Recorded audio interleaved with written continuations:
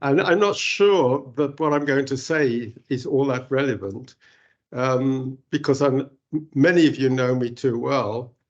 But what Miloš Polsky asked me to do was to talk about what a rabbi does as a career and what a liberal rabbi does. You could have asked, you have your own rabbi here, but I've been around a bit longer.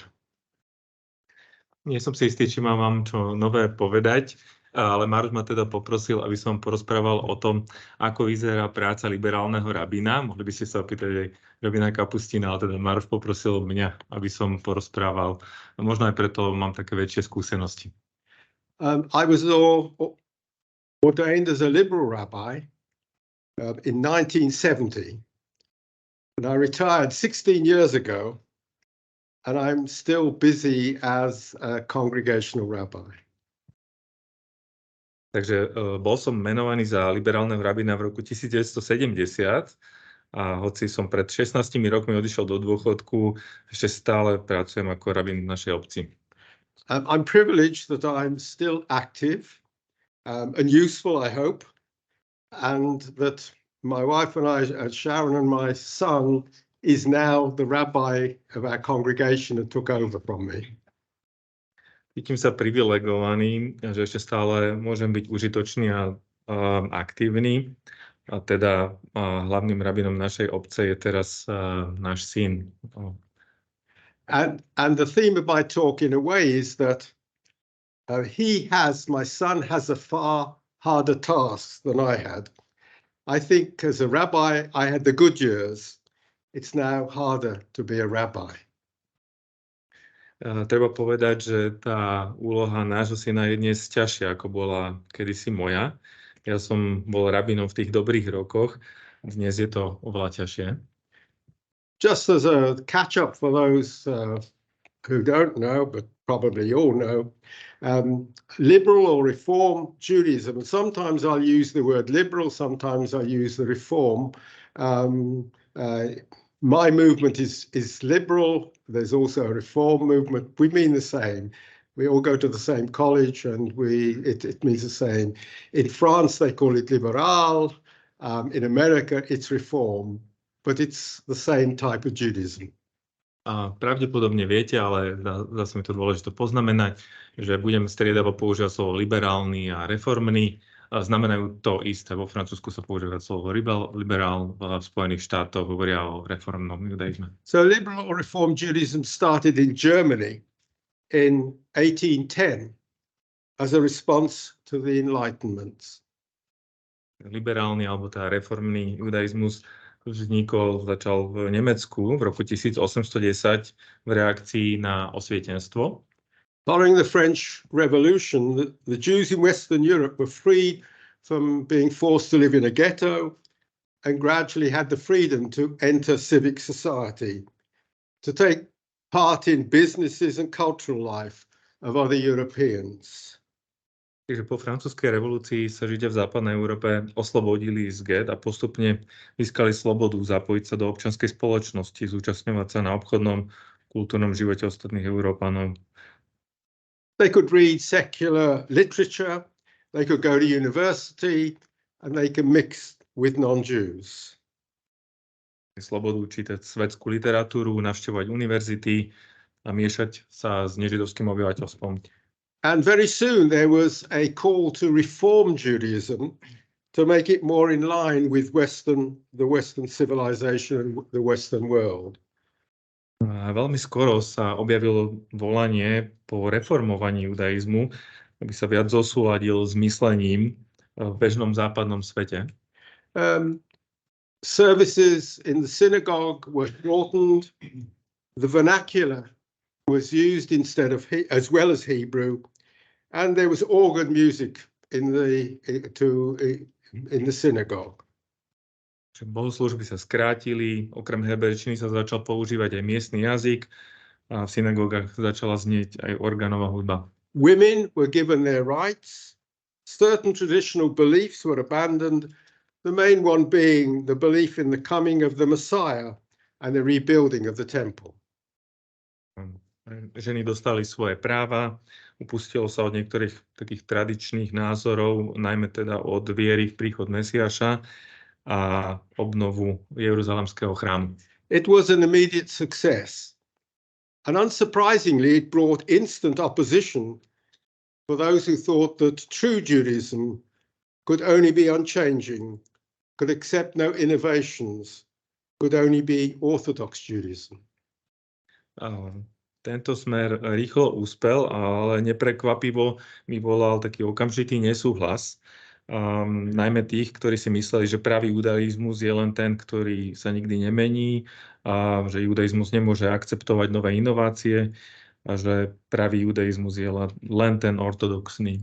And one of the most strident of the opponents was the hero of Pressburg, and now a tourist attraction in Bratislava, the Khatam Sofer. Jedným z najostrejších odporcov bol prešporský hrdina a dnes teda turistická atrakcia v Bratislave Khatam Sofer. His opposition is summed up in a pun made on a biblical verse. Takže jeho odpor vyjadruje taká slovná hračka, ktorú vytvoril na základe biblického verša.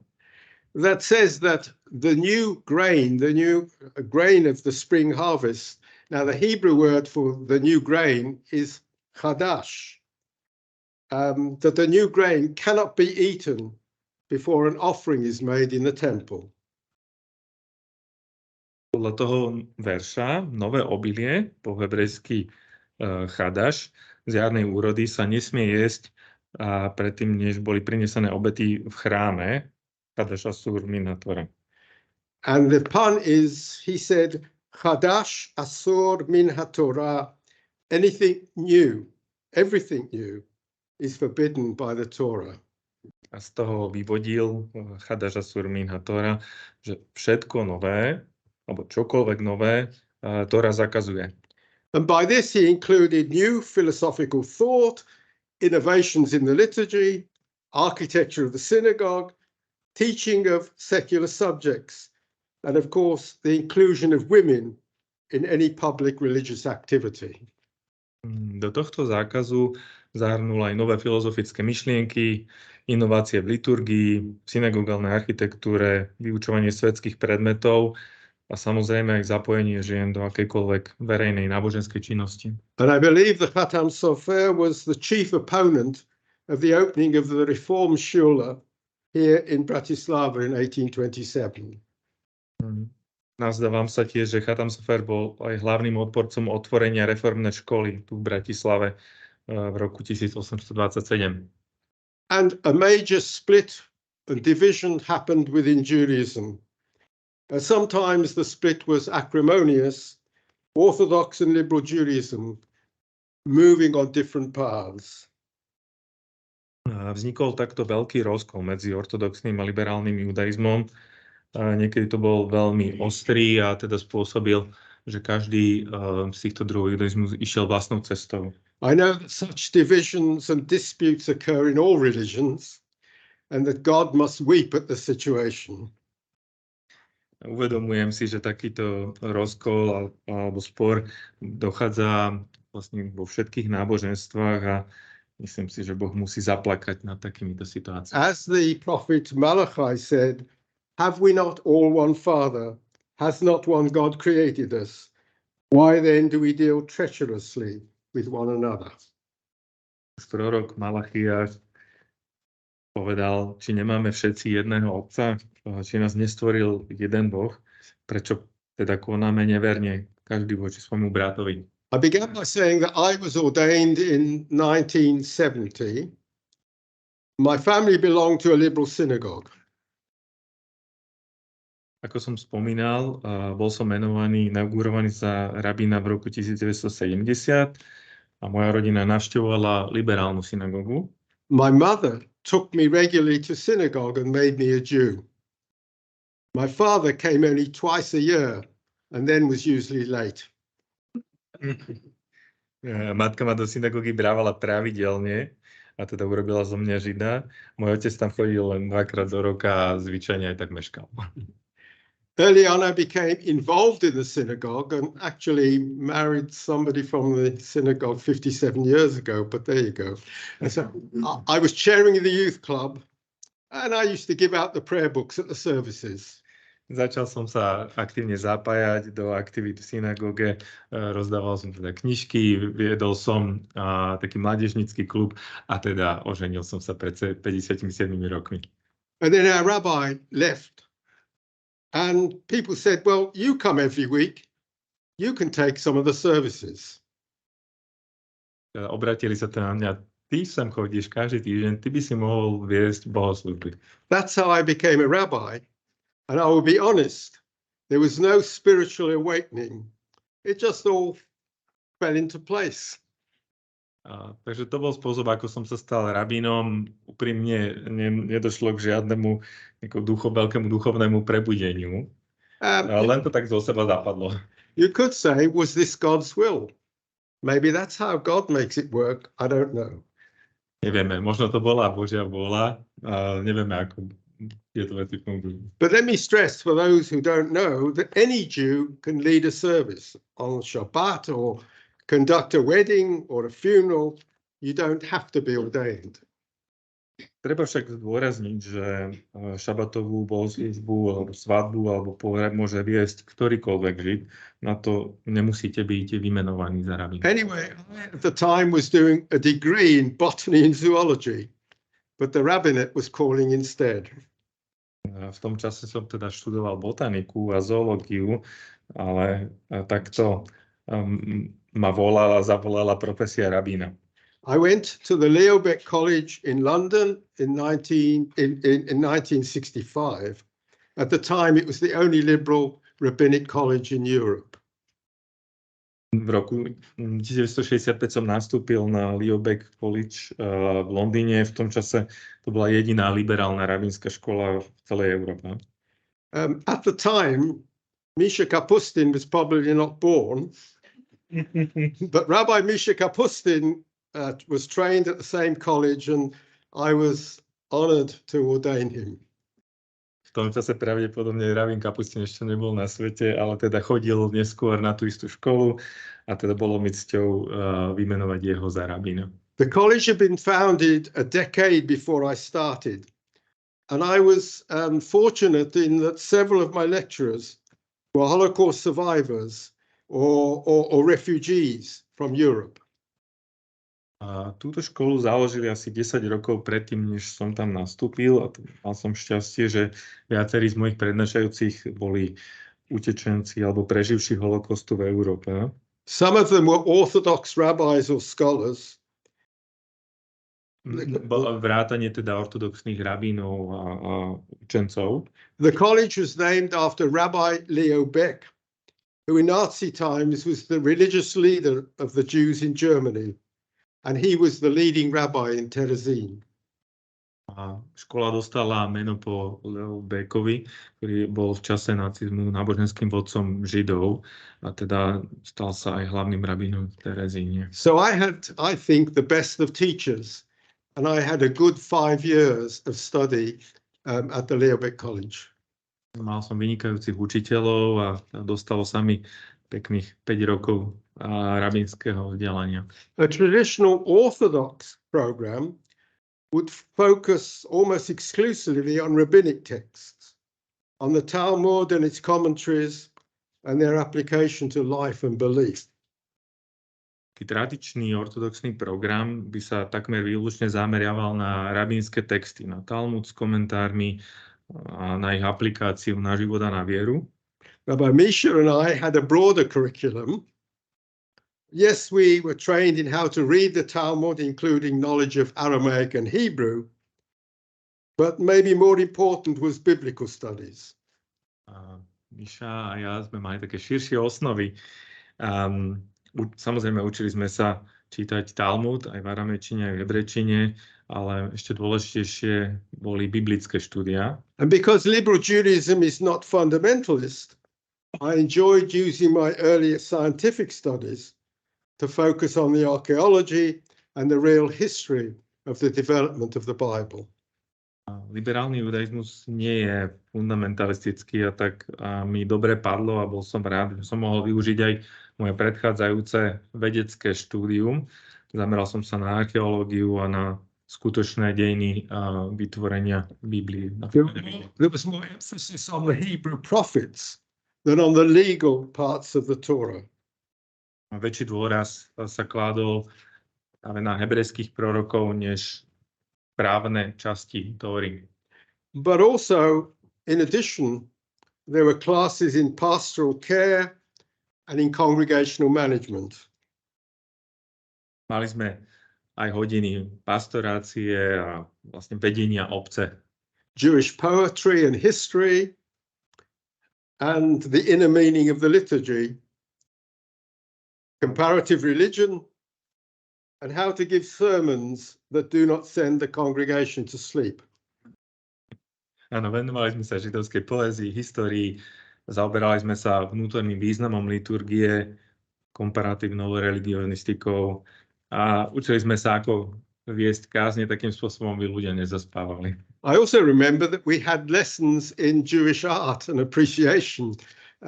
I suspect doesn't happen in all Orthodox seminaries. A možno na rozdiel od ortodoxno-židovských škôl sme sa teda venovali židovskému umeniu.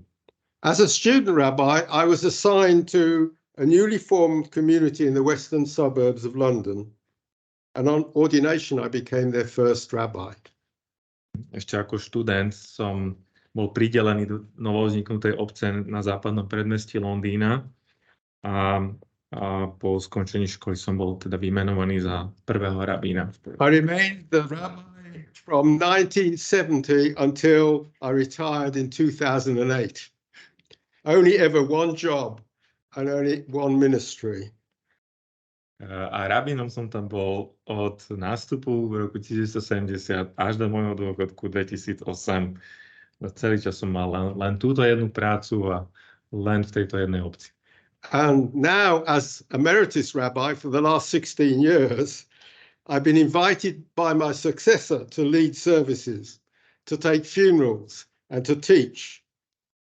Aj posledných 16 rokov už teda ako emeritný rabín ma prizývajú viesť bohoslúžby, viesť pohreby a učiť. And as I said, my son is now the senior rabbi, and so there's a word you probably all know, mazal. That's good luck, and I'm very fortunate. A ako som spomínal, tá hlavným rabínom je môj syn, takže pre mňa to znamená, že nežijem si zle, že je to vyjadrené tým hebrejským slovom mazal. Vlastne je to veľké šťastie. Over the years, the congregation only grew in membership, not because of my charismatic leadership, because Jews were moving into the district all the time.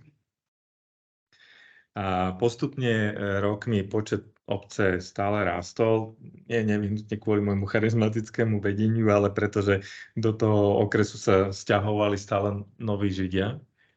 I should explain that synagogues, although belonging usually to a central movement, depending on their orientation, are all independent bodies. Treba asi vysvetliť, že všetky synagógy, keď teda sa hlásia k nejakému centrálnemu hnutiu, tak podľa svojej orientácie pôsobia ako samostatné subjekty. Rabbis are not appointed by a central office, and each community employs who they want. Rabínov nevymenúva nejaký ústredný úrad a každá komunita, každá obec si volí takého rabína, ktorého sama chce. And so the lay membership of the synagogue can decide how much to pay the rabbi, and in sad circumstances decide to sack the rabbi. Takže o tom, aký má rabín plat, rozhoduje vedenie synagógy, a teda keď nastanú nejaké smutné okolnosti, tak je to aj vedenie synagógy, ktoré ho môže prepustiť. Our liberal Jewish movement has no chief rabbi, and all rabbis have equal status.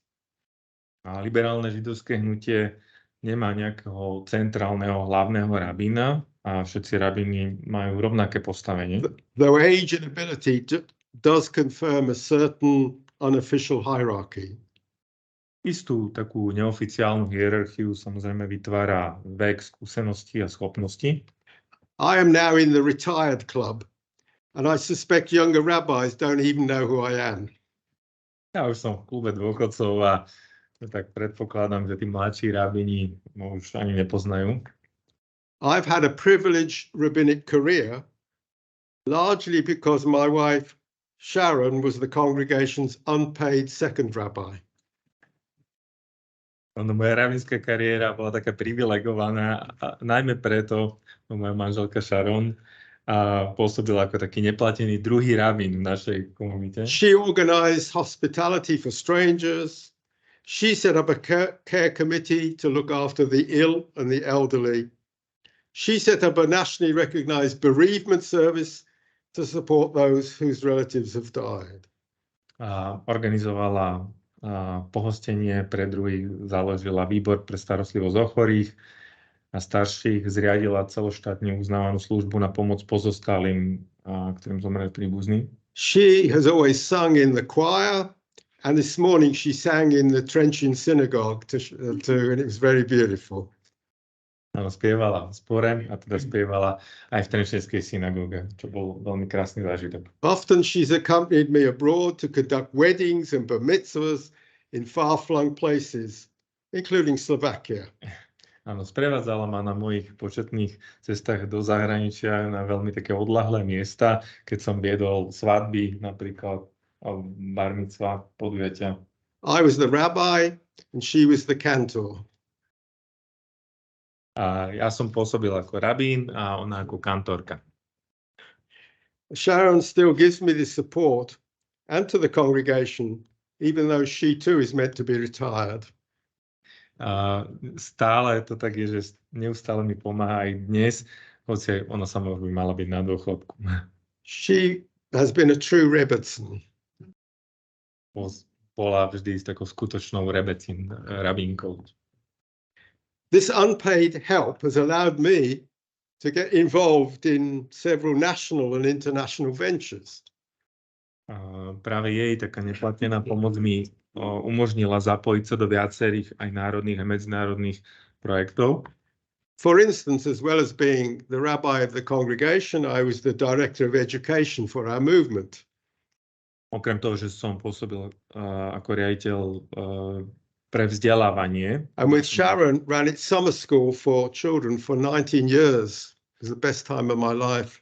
A spolu so Sharon sme 19 rokov viedli letnú školu pre deti. To boli najlepšie roky. So I was given time to write textbooks for teaching children and to organize teacher training sessions. A mal som príležitosť za čas písať učebnice pre deti, organizovať školenia pre učiteľov. My congregation allowed me to do this and encouraged me to do this at the same time, so long as I turned up for a funeral or two. Áno, moja obec mi v tomto všetkom vychádzala v ústretí a teda musel som splniť tie očakávania, že prídem na pohreb, keď bude treba. I got involved in the local Christian and Jews, Council of Christians and Jews, and then got onto the executive of the International Council of Christians and Jews and traveled all around the world. Neskôr som sa zapojil do také miestnej rady kresťanov a židov a neskôr som sa stal aj členom vedenia tej medzinárodnej rady kresťanov. Of course, I still had to do my paid job, my ministry. Samozrejme, popri tom som musel stále vykonávať prácu, za ktorú som bol platený na obci. Teaching children and adults, weekly Sabbath and festival services, weddings and funerals. To znamenalo učiť deti aj dospelých, viesť týždenné šabatové bohoslúžby a sviatkové, na sviatky bohoslúžby, viesť svadby, pohreby. Visiting the sick, things which I'm sure all rabbis or congregational rabbis should do, and I'm sure all Christian rabbis do the same, or even Christian priests. Takže navštíval som chorých a mal som také povinnosti, ako som si istý majú veci, ktoré robia všetci rabíni a teda aj v kresťanstve kňazi. I gave talks and my son still gives talks regularly on Judaism at local non-Jewish schools, and I've taught at many a church Bible study group. O judaizme som teda prednášal, rovnako ako môj syn, aj na miestnych nežidovských školách a aj mnohých cirkevných biblických skupinách. And an aside, I remember one of the Bible study groups, church groups, they were reading the whole Bible and studying it. Pamätám si na jednu skupinu, ktorá študovala, kresťanskú skupinu, ktorá študovala Bibliu. And they said that year they're studying the book of Leviticus. V tom roku študovali 3. knihu Mojžišovu. And I shocked them by saying, why? Zaskočila ich moja otázka, keď som sa ich spýtal, prečo práve túto. There's only 2 chapters in the book that I would teach. Ja sám by som sa rozhodol, keby som mal o tej knihe prednášať, len o 2 kapitolách. Well, that's not strictly, but who wants to learn about sacrifices in the temple 2,000 years ago? Yes, all of the ethical laws, but not the sacrificial or the ancient ritual laws. Dáva zmysel rozprávať sa o etických pravidlách, ale málo koho zaujíma ten technický spôsob prezentovania obetí v chráme. But I've always said that my job was my hobby and my hobby was my job. Mal som šťastie, že práca mi bola vždy zábavou a naopak, že to bola moja záľuba, bola moja práca. Not every rabbi follows my pattern. To sa nedá povedať úplne o všetkých rabínov. Že... Some put stress on pastoral care, or care of the sick and the lonely. Niektorí viac zdôrazňujú pastoráciu alebo takú starostlivosť o chorých a osamelých. Some give their whole career being the chaplain in a hospital. Niektorí celú kariéru venujú tomu, aby boli duchovní v nemocnici. Some get involved in local Jewish and non-Jewish politics. Ktorí sa zapájajú do politiky, židovskej a nežidovskej. Some love writing letters to the press. Niektorí si užívajú, keď môžu písať listy do médií. Others write newspaper articles or even novels. Niektorí rádi píšu novinové články, či dokonca celé romány. A joke goes that when a Jew told his mother he was going to become a rabbi, she said, "It's not a good job for a Jewish boy." Podľa jedného vtipu, keď židovský chlapec povedal svojej matke, že sa chce stať rabínom, tam mu odvetila, a to nie je dobrá práca pre židovského chlapca. But I think it can be so fulfilling, allowing you to stress those aspects that most interest you. Ja si myslím, že to môže byť veľmi naplňajúce povolanie a keď máte možnosť klásť dôraz na to, čo vás najviac zaujíma. Then my life changed and I started coming to Czechoslovakia in communist times. No a potom sa mi zmenil život a začal som prichádzať ešte v čase komunizmu do Československa. Researching the story of our Torah scrolls that came from Kolín, Trebon, Kladno, Pilsen and also Spišská Nová Ves. Zaujímali ma príbehy zvitkov Tóry, ktoré sme mali u nás v komunite z Kolína, z Třebone, z Kladna, z Plzne, z Spišskej Novej Vsi. And after communist times, I could start coming over to teach and to also to maybe help start new liberal and reform congregations. A teda po páde komunizmu som sem už prichádzal aj s možnosťou učiť a pomáhať rozbiehať také reformné obce. Sharon and I ran tours for our congregation, people from our congregation to all of the places where we have a Torah scroll. A so Sharon sme organizovali zájazdy z našej obce pre členov našej obce do všetkých tých miest, odkiaľ pochádzali zvitky Tóry. Just a month ago, we took congregants to Prague, Pilsen, Terezín, Spišská Nová Ves and all around.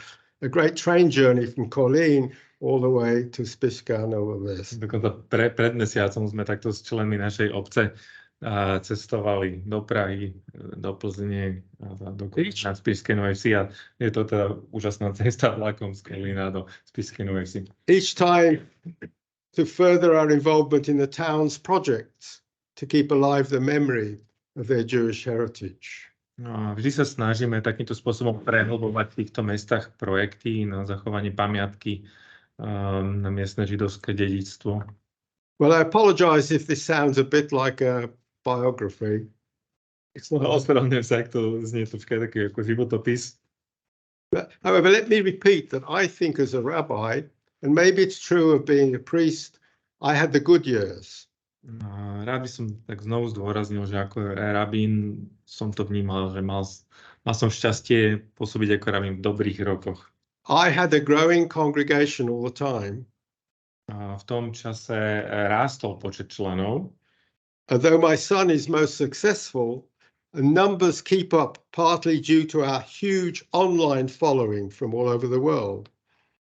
A treba povedať, že môj syn je v tomto ešte úspešnejší a že tie počty členov sa držia a teda aj rastú aj vďaka obrovskému množstvu online sledovateľov z celého sveta. In truth, Jewish communities are mostly shrinking and membership and attendances are down, and that applies all around the world. Všeobecne však po celom svete klesá počet členov židovských komunít, aj teda návštevnosť v synagógach. Except in the Haredi, the ultra-Orthodox sector, which seems to be growing. Jedine s výnimkou Haredi, hnutia, ultraortodoxných židov, u ktorých teda je vidieť nárast. In the 1970s and 80s, people came every week for a Friday night service because the synagogue was the center of their lives. Ešte v 70. 80. rokoch 20. storočia ľudia prichádzali do synagógy každý týždeň na piatkovú bohoslúžbu, pretože synagóga bolo centrum ich života. They came because they believed in God, although many of them didn't believe. Prichádzali, lebo verili v Boha, ale prichádzali aj tí, ktorí neverili. They came because their parents told them to come. Prišli, lebo tak ich k tomu viedli rodičia. They came because it was the center of, as I said, of their social life. Bolo to také centrum spoločenského života. They came possibly to meet a husband or wife. Niektorí prichádzali, lebo dúfali, že nájdu si tam partnera, partnerku, manžela, manželku. And I know they came because there was nothing to see on television in those days. A v tom čase ani v tej televízii sa až tak veľa neponúkalo. But now they don't believe in God. A dnes je to tak, že mnohí neveria Boha. They get married later using a dating app. Zoznamujú a teda berú sa oveľa neskôr cez zoznamovacie apky. There is Netflix on a Friday night, often with Jewish content. Piatok večer sledujú Netflix aj so židovským obsahom. But both husband and wife are often working, and so time at home is more precious to them than coming out to the synagogue. Častejšie teda aj manžel aj manželka pracujú, čo teda znamená, že ten čas spoločný doma je pre nich vzácny, takže chodia menej. And so nowadays a rabbi has to work harder to get a congregation. V dnešnej dobe teda to znamená, že rabín sa musí viac snažiť, aby priviedol ľudí do obce. Instead of doing the same thing every week, there must be modern music, creative service, and a sit-down meal afterwards. Nedá sa spoľahnúť a robiť vždy len opakovanie to isté. Treba použiť modernú hudbu, nápadité bohoslužby a teda nejaké to pohostenie, posedenie a po bohoslužbe. Making Shabbat the Sabbath in the synagogue, as there is no time for working families to organize a traditional Jewish Friday night at home.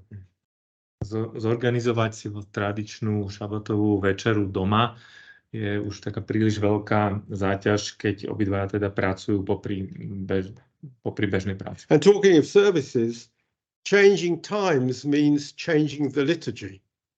Keď už teda sme spomenuli tie bohoslúžby, tak ako sa menia časy, tak sa mení a vyvíja aj liturgia. In fact, I was lucky because I got involved in creating 2 generations of new prayer books. Som mal šťastie, že som mal možnosť podieľať na vydaní 2 generácií nových modlitebných kníh, liberálnych. All aimed at making it relevant to the changing times and thoughts. Cieľom bolo samozrejme reagovať na meniacu sa dobu a prináša nové myšlienky. If we update the prayer book, they will start coming to services. Well, we did update the prayer book, but I'm not sure they meant them they came to more services. Že možno by niekto namietal, že ak vlastne aktualizujeme... You don't want that? You can, but That's fine. in 1967, for instance, we updated not the Hebrew, but the English translation. Takže v roku 67 sme aktualizovali nie ten hebrejský text, ale anglický preklad modlitebnej knihy. In our liberal services, we use Hebrew and English or whatever the vernacular is, depending on the country. Pri liberálnych bohoslužbách sa modlíme teda po hebrejsky, ale aj v miestnom jazyku. In 1967, we caused a revolt because we changed from Victorian English to a more modern colloquial form. V tom 67. sme spôsobili takú malú revolúciu, lebo sme si dovolili prejsť z takej viktoriánskej archaickej angličtiny na modernejšiu hovorovú formu. For instance, we use the third person, thee and thou. Blessed art thou, O Lord. And now we address God as what? As the conversational form, as you. Áno, v tej starej alebo staršej archaickej angličtine sa používajú zámena thee, thou, napríklad blessed art thou, O Lord, čo je také veľmi formálne. A teda my sme sa rozhodli pre takú veľa hovorovejšiu formu you a ty, ako keby tykanie. A to teda vyvolalo neveľkú mieru pobúrenia. There was outrage. People said, thee and thou is holy language. It was disrespectful to address God as a friend in the street. Áno, mnohí namietali, že thee a thou sú také prejavy posvetného jazyka a že je to neúctivé, keď hovoríme k Bohu tak familiárne, ako by sme hovorili s niekým na ulici. But we got through the experiment and it became natural. And why should God not be our friend? Ale vlastne zvládli sme a prežili sme aj tento experiment a ten nový spôsob oslovania sa ujal a koniec koncov, prečo by sme nemali Boha považovať za priateľa? Then by 1995, the feminist movement was de rigueur. Potom v 95. prišlo feministické hnutie, de rigueur. And so we produced new prayer books that ceased, at least in English, seeing God as a man, a king, a father, as a lord. Čo teda znamenalo, že prišla nová vlna modlitebných knížiek, ktoré teda v anglickom jazyku prestali nazývať Boha tými mužskými tvarmi, muž, král, otec, pán. And so I was involved in degendering God. Takže ja som sa podielal na tom, že sme začali hovoriť o Bohu bez rodu.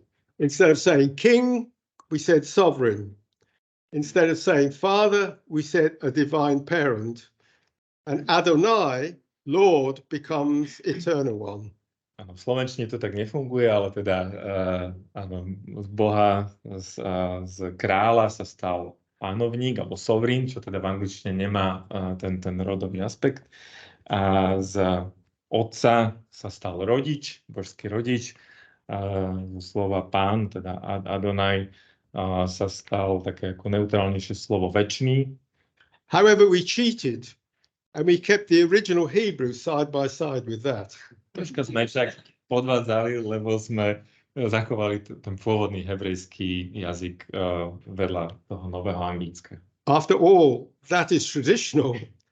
And frankly, very few worshippers knows what it means. We just say the prayers by rote.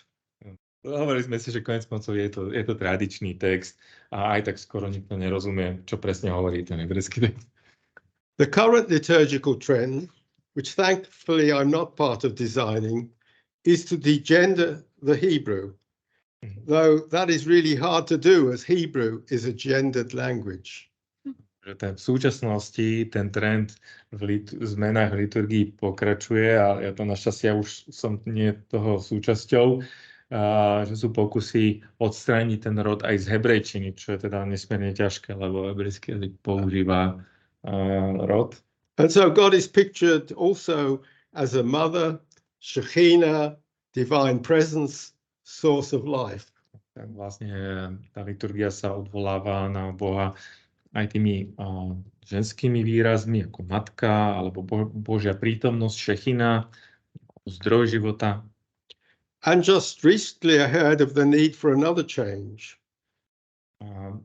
No, nedávno som sa dopočul ešte o ďalšej zmene. Yes, we did in 1995 stop using the word man or mankind to refer to men and women. But I was told we could no longer thank God for caring for men and women, but for all people. Už teda v roku 95 sme prestali používať len ten mužský tvar, man a mankind, a teda začali sme používať muži a ženy. A teda dnes mi hovoria, že potrebujeme Bohu ďakovať, že sa stará o všetkých ľudí alebo všetky osoby. A liberal rabbi has to keep up with the times and is frowned upon for making a linguistic mistake in liturgy or conversation, because I'm told a number of people no longer class themselves as being a man and a woman, and therefore we must say person. Ako liberálny rabín treba držať krok s dobou, pretože jazykové chyby v liturgii alebo v rozhovore spôsobujú, že sa na neho ľudia pozerajú s istou nevôľou, a teda sú ľudia, ktorí sa dnes neradi označujú tak binárne ako muž alebo žena. Maybe this problem is not yet acute in Slovakia, but one of my Orthodox teachers way back said, we don't have the problem, as we say the same prayers unchanged for centuries and only pray in Hebrew. Asi na Slovensku tento problém nebude až taký akutný, hovorí Goldstein. A už v tom čase jeden z mojich ortodoxných učiteľov mi hovoril, že no, my takýto problém nemáme. Už celé staročia sa modlíme tie isté modlitby a len v hebrejčine. Which leads me on to new challenges that a rabbi must face. A to ma privádza k téme, že rabín musí čeliť novým výzvam. Once the campaign was for equality for women, and that seemed to have been accepted long, long ago. Kedysi sa vlastne viedla kampaň za rovnoprávnosť žien a to je dnes už plne akceptované. My son's associate rabbi is a woman. The president of our movement is a woman. The principal of our rabbinic seminary is a woman. A môj syn, ktorý je hlavný rabín, spolupracuje s rabínkou, ženou, aj predsedničkou nášho hnutia je žena, aj rabínsky seminár vedie riaditeľka žena. The next challenge was, could an openly homosexual, gay or lesbian become a rabbi? Ďalšia výzva bola, že či sa môže stať rabínom človek, ktorý sa otvorene hlási k tomu, že je homosexuál, gay alebo lesba. 40 years ago that was seen as a problem, but that was solved and it's now become accepted and now seems normal. Pred 40 rokmi to bolo vnímané ako problém, ale dnes sa to začína výrazne viac akceptovať, sa to začína považovať za normálne. Maybe 50% of Jews getting married in Britain are marrying non-Jewish partners. A z tých Židov, ktorí žijú v Británii, a keď vstupujú do manželstva, asi 50% z nich si berie nežidovských partnerov.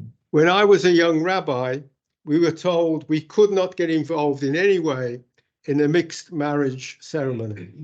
Ako mladý rabín som bol inštruovaný, že nesmieme sa nejakým spôsobom podieľať na obradoch, svadobných obradoch zmiešaných párov.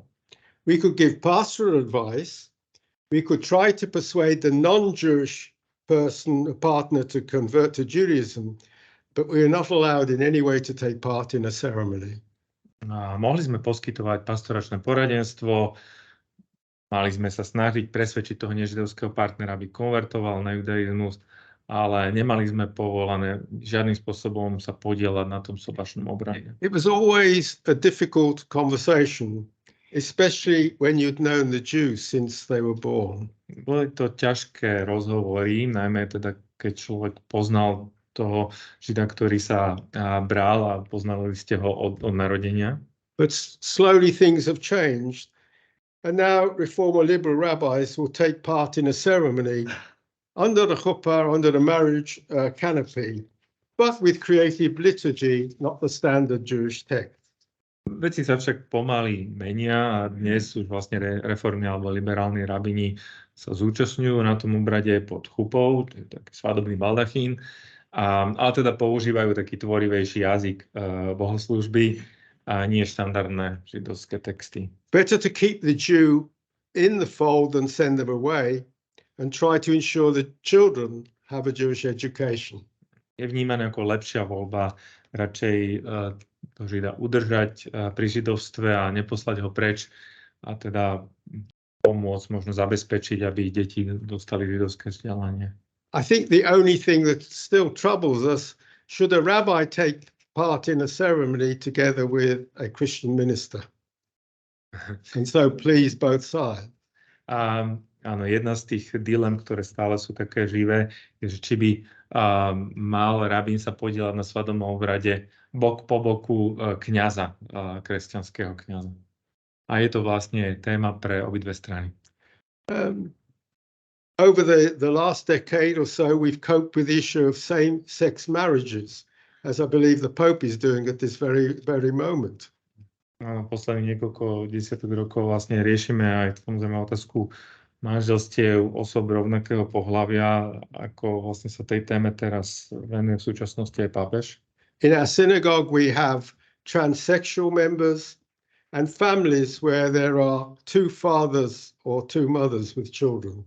V našej obci tam máme aj členov, ktorí sú transsexuálni, alebo sú to rodiny dvoch otcov alebo dvoch matiek, majú deti. I can just think what the Khatam Sofa would make of that. Neviem si predstaviť, čo by na to hovoril Khatam Sofa. And I've just outlined some of the challenges I think are faced by Reform rabbis. To sú len vlastne niektoré z tých víziev, pred ktorými stoja reformní rabíni. Orthodox rabbis and I'm sure priests face the same problems, but I think we have the freedom to deal with it in a different way. A rovnakým výzvam vlastne čelia aj ortodoxní rabíni alebo aj kresťanskí kňazi, ale myslím si, že my máme predsa len takú väčšiu slobodu a vysporiadať sa s tými otázkami tak slobodnejšie. And there are always new unexpected challenges and opportunities. Vždy sa objavujú nejaké nové a neočakávané výzvy, ale aj príležitosti.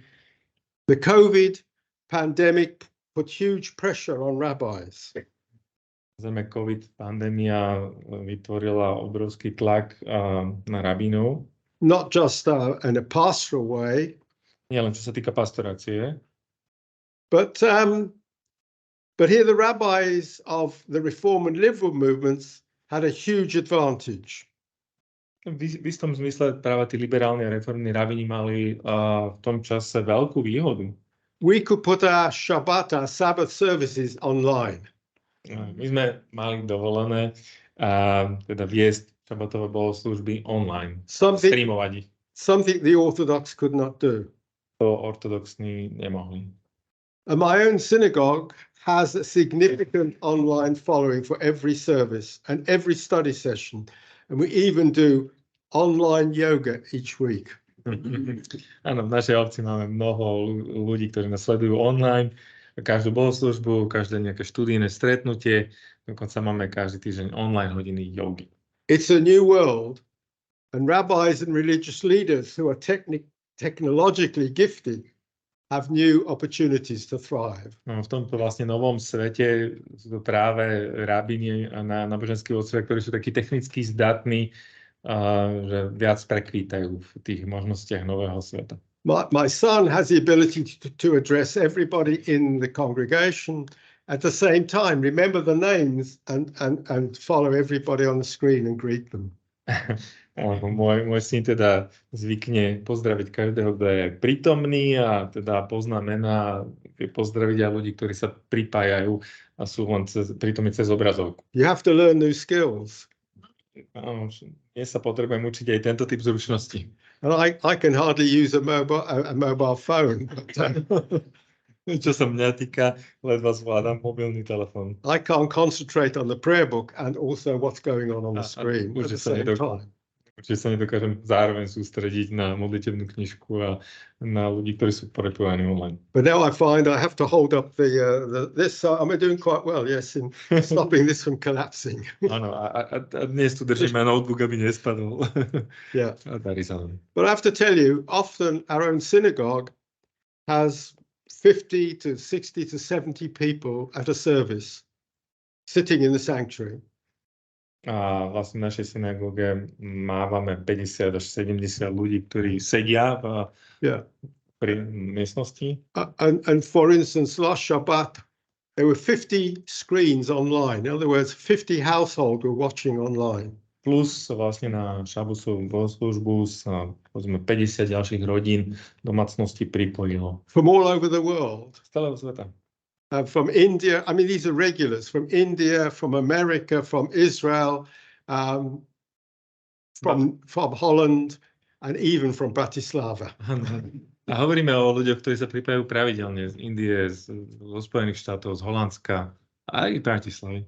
And so suddenly we find at the end of COVID, we have twice the number of people attending a service than were there before.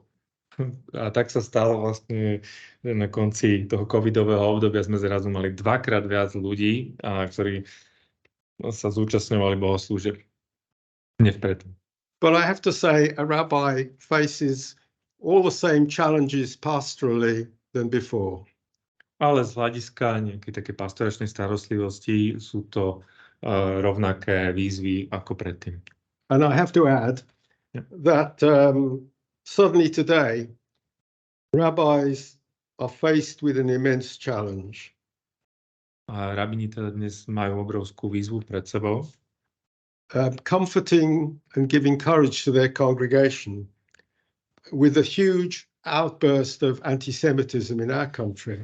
Potrebujú vlastne byť zdrojom takého ukludnenia pre svoje kongregácie kvôli tomu, že prudko rastie antisemitizmus. And the real anxieties about the present and the future of the state of Israel. A je obrovská vlna úzkosti práve čo sa týka Izraela aj prítomnosti aj budúcnosti. Well, why did I survive as a congregational rabbi for over 50 years, though I know I had the easier task? Takže ako rabín som prežil tých 50 rokov, ale ako som hovoril, bolo to pre mňa ľahšie vtedy.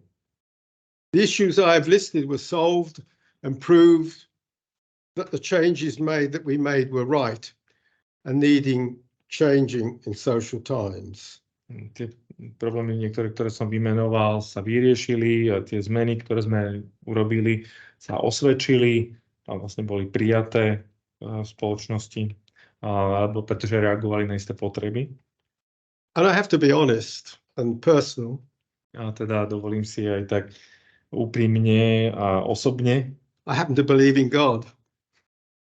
And I happen to think did God choose me or did I was lucky to fall into my profession? A ja neviem vlastne, či si ma Boh skutočne ako vybral, alebo či som mal šťastie, že som sa takto dostal k tejto profesii. So I thank God, whether it's he or she or, well, it's God. And I thank God for giving me such a good life. Ďakujem Bohu za to, že mi umožnil takýto dobrý život. And as Bob Dylan said at the start of my rabbinate, the times are changing and new changes and challenges appear all the time. V čase, keď som začínal ako rabín, tak Bob Dylan slávne teda povedal, ako sa časy menia neustále. Objavujú sa nové výzvy. I said I had the good years. And I thank God for this and many other things. Despite everything, Am Yisrael Chai, the people of Israel will survive, and Judaism will thrive, despite all of the challenges. Ja som teda mal dobré roky a ďakujem Bohu za to, ale aj napriek ťažkostiam a napriek všetkému platí Am Yisrael Chai, izraelský národ prežije a to bude prekvitať napriek tým. As I hope all religions will, A teda dúfam, že aj ostatné náboženstvo. For we need religion at this very moment, perhaps more than ever before. Pretože zdá sa, že náboženstvo potrebujeme dnes viac ako kedykoľvek predtým. For have we not all one Father or divine parent who created us all? Together, let us face the present and future in love and in harmony and in God's name. Nemáme všetci jedného otca a božského rodiča, ktorý nás stvoril. A k tej prítomnosti aj budúcnosti sa môžeme postaviť spolu čelom v láske aj v harmonii a v mene Božom. Thank you, Peter, and thank you, Lucy, for holding the camera.